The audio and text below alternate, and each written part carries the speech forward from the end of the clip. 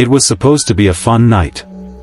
Just 4 friends, Faiz, Samir, Hashim, and Adil, escaping Karachi's suffocating heat, chasing adventure. Someone had mentioned Shab Dam, an abandoned, dried-up reservoir on the city's outskirts. People whispered stories about it. A girl's voice crying in the night, shadows moving when no one was there, sudden disappearances.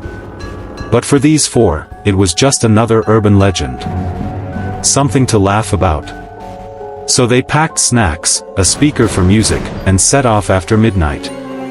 As they drove into the wilderness, the roads got narrower, trees thicker, shadows longer.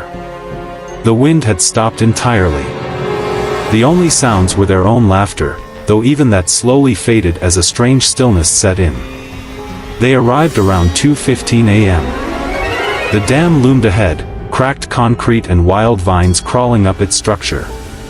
The place reeked of mold and something else, faint, but foul, like rotting flesh and old metal.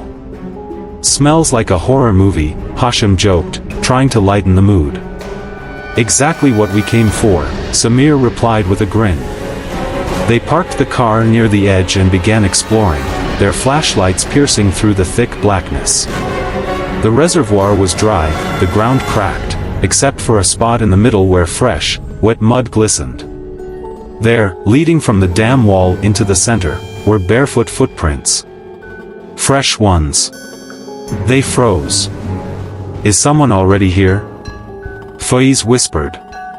Samir waved his flashlight toward the dam's far wall. Scribbles. Strange symbols. Long vertical smears of dark red, maybe paint. Maybe not. "Let's get a pic for Insta," Samir said, pulling out his phone. As the flash went off, his face drained of color. "What the hell was that?" "What?" Adil asked. "I saw something, just for a second. On my screen. A face."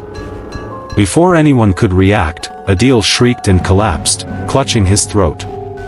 Deep, red marks appeared across his neck like fingers had tried to strangle him. Faiz and Hashim rushed to his side, but Samir stayed rooted, his eyes locked on the dam wall. Now, clearly written between the smears, were words in crude, dripping red. "You should not have come." Suddenly, the air grew thick, like it had weight. A deep vibration began under their feet, and a slow, dragging sound echoed behind them. Hashim turned quickly, nothing. No one. But the laughter started. A woman's voice. Soft. Cruel. Echoing from everywhere and nowhere. Then hands burst from the mud. Rotting. Long-nailed. Twisting, clawing up toward them. Hashim screamed, "Run," and they hauled Adil back toward the stairs. But the path they came down on was gone. No stairs. Just a flat, solid wall. The stairs were right there. Faiz yelled, pounding his fists against the concrete. Samir whispered, "It's changing. This place, it's alive."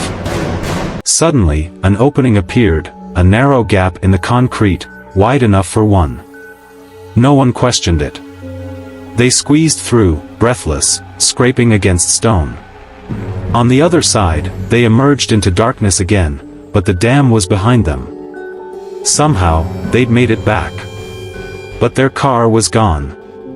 The road they'd driven on, vanished. And the forest, wrong. The trees looked dead.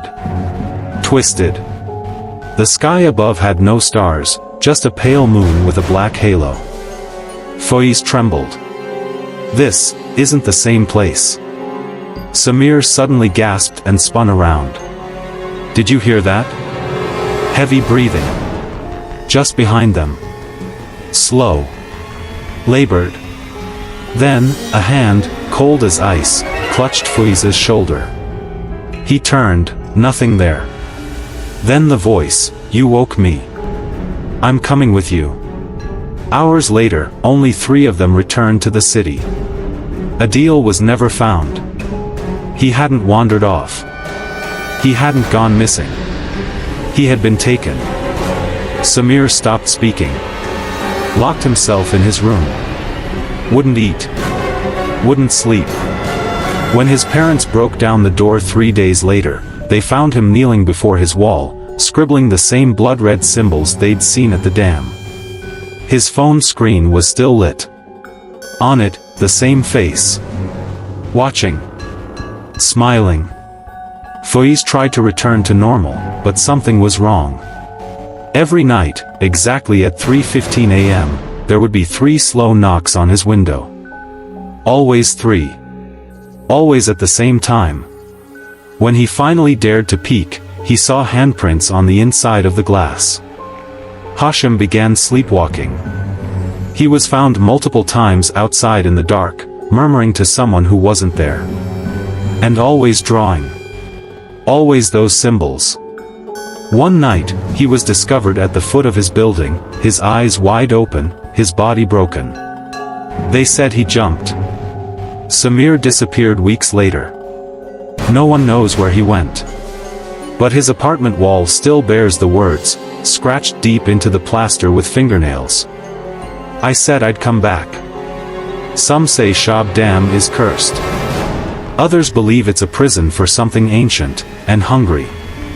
A place that waits for the foolish, for the curious, for the unbelieving. Whatever it is, it never lets you leave empty-handed. Because once you go there, something always follows you back. And it never comes alone.